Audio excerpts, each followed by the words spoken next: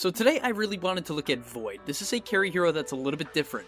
Doesn't have the farming capabilities of a Terror Blade, but it has some of the best fighting capabilities in the game and allows you to play aggro, very aggro, and that's what I want to talk about. We're going to be looking at the skill build that is going to allow you to snowball as Void and play the hero properly, because honestly, you're probably doing it wrong.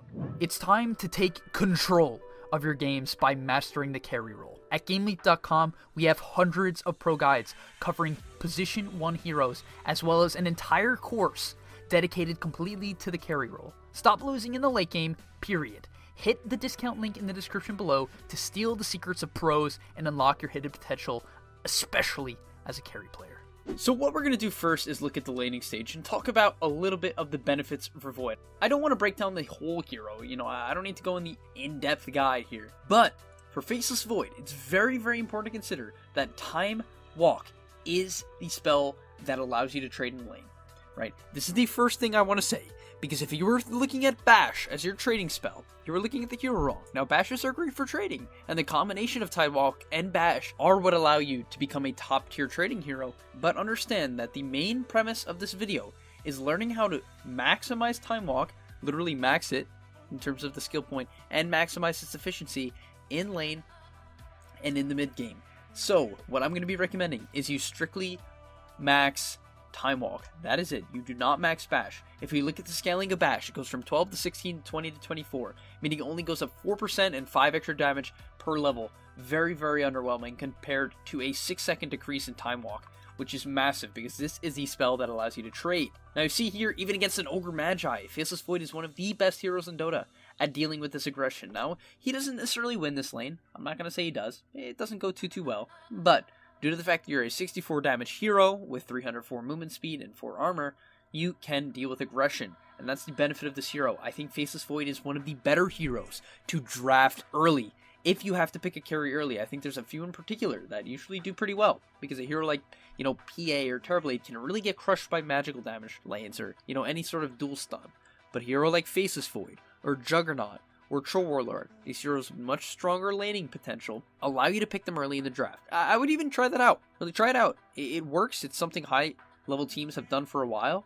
If you recall OG at TI in particular, I think that was a very noticeable one. They picked Spectre and PL first phase, and they just secured them a good lane. That was a little bit different because they used very strong supports and lane mechanics to do that, but you can have the same idea, but just with a stronger laning hero, and apply that into your games and kind of give your offlaner a much better pick, or your mid laner a much better pick. So most of the time in the laning stage, what I want to say about Void is against the weaker of the heroes, once you get your Wraith Bands, and especially if you get a regen advantage, you should just be hitting them every time you can when you have Time Walk up, right? You take very little damage from creeps due to your high armor, and you hit extremely hard, right? So the idea here is you want to apply endless aggression due to the fact that you have a natural ability that allows you to regen and a 0 mana trading spell in your Bash.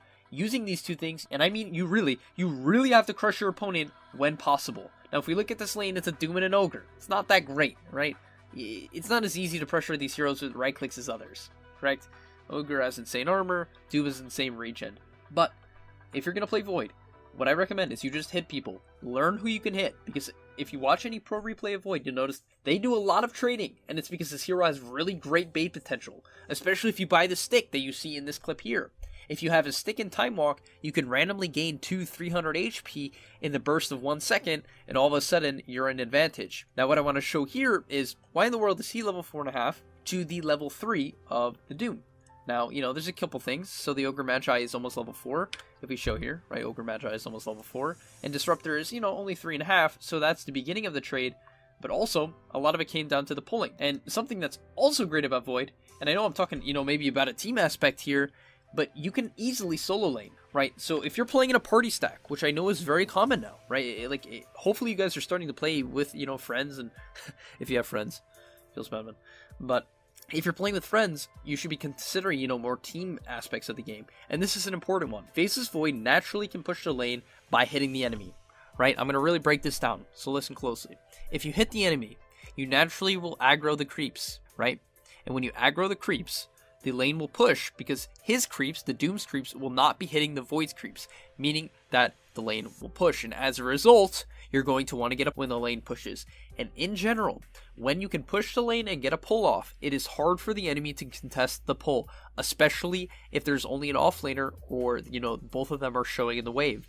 It's going to be very hard for them to even get there without the support knowing.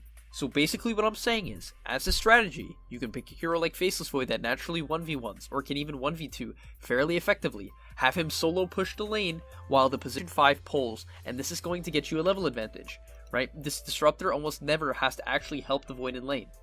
He actually, takes a bit of pressure, but what could a Disruptor really do to a Doom? Not so much.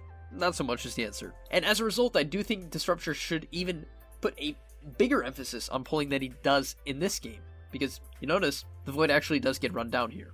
What I want to show here next is something that I don't typically recommend, and that is jungling early as a hero that can't jungle. Now, this is a play you have to really think about, because you'd be like, okay, this is obviously not great for efficiency, right? I'm not farming lane creeps, and for Faceless Void, lane creeps is everything. It is. It's everything, because this hero naturally doesn't jungle that quickly. But what I will say is that a common trend you'll notice in your pubs is that if you are dying a lot, and if the enemy carry is dying a lot, whoever stabilizes earlier wins. And what I mean by that is whoever chills and just farms will most likely win the game. So, I think him jungling is not even close to optimal for his farm. However, it does two things. It allows his support to, get a little bit of XP, which is, great. Disruptor's level 5 now, which is fantastic for him. And it allows him to stabilize his game. Is this optimal? No, but it is safe. So you consider it. What I'm saying is, if you're going to die endlessly in your lane, and there's no point in showing up, for instance, this Doom having Doom, that's the case here. Doom having Doom. If he dies, he's just going to snowball out of control, he's going to get flamed by his teammates, and he's probably going to hate himself. So instead, what he does is actually jungle towards mid, right? He jungles camp towards mid. And as Faceless Void, I remember watching a clip a while ago, but as Faceless Void, what Universe would do from the offlane is once he got Chrono, he would buy a TP, instantly TP mid, time walk in, and Chrono the enemy mid laner.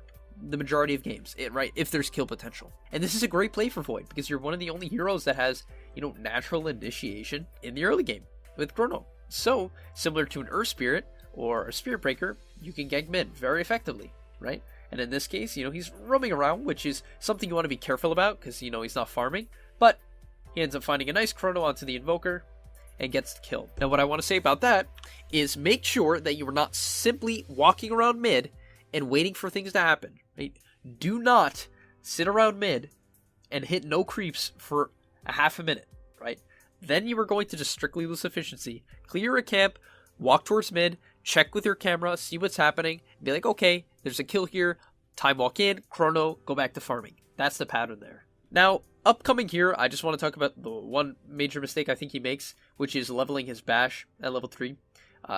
Basically, bringing down time walk to a 6-second cooldown allows you to infinitely trade with the majority of heroes in the lane. Because if we look now, because he doesn't have time walk for another 8 seconds, he actually, can't time walk off some of this damage, right? It doesn't punish him too much in this case, but hopefully you can kind of see the point. If he was trying to play really aggro, it's the difference of being able to go in and out or not. Maxing time walk basically maxes your bash because you're going to be able to hit people more, and therefore your bash chance goes up. That's just simple math, and that's how you want to look at it. Now here what we're going to see is a play that I really like. I'm a personal fan of just really pressuring Silence's Void. Now, I don't know exactly what he's doing in the trees here, but what you want to do on Void for the most part is hit lane creeps, right? Jungling is not optimal, as I've said, and as a result, he's playing top now. And laning against the enemy carry is a great play to make because the majority of heroes, especially carries, can't man up on you. Now, might be a hero like Slark that, if you can't threaten with Chrono, or you don't have anyone to back you up, can trade 1v1, and you should be a bit careful about.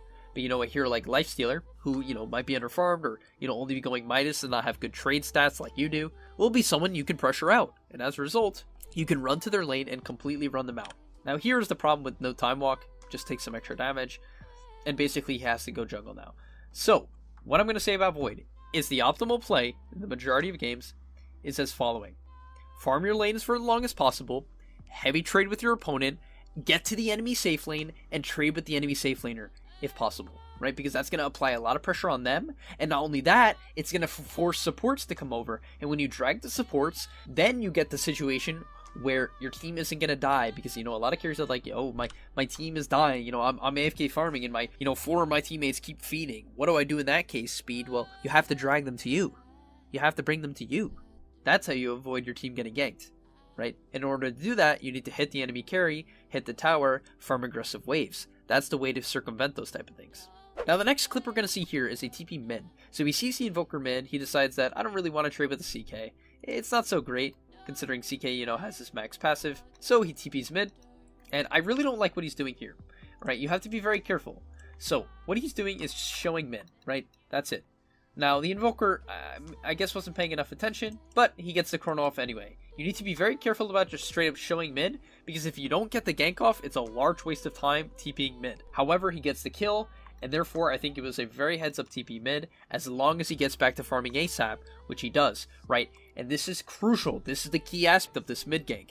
Gets the kill, and instantly back to the lane to farm, right? In fact, he gets another kill, which is great, but in general, you just need to get back to the lane and farm. And fight, you can still fight, because the benefit of this Void build, with a lot of stats, right? If we look at it here, Magic Wand, Shreds and 2 Wraith Bands, as well as Max Time Walk, is going to let you trade and hit people regardless, completely regardless, of having Chrono.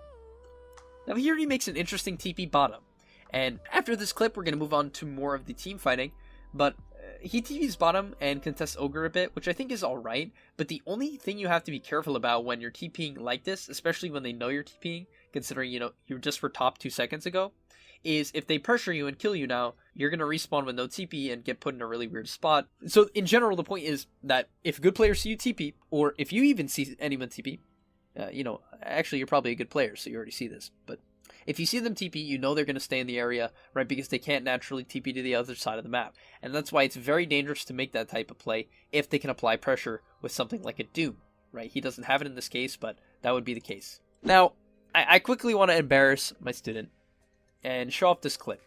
But at the same time, I want to say that I really like this.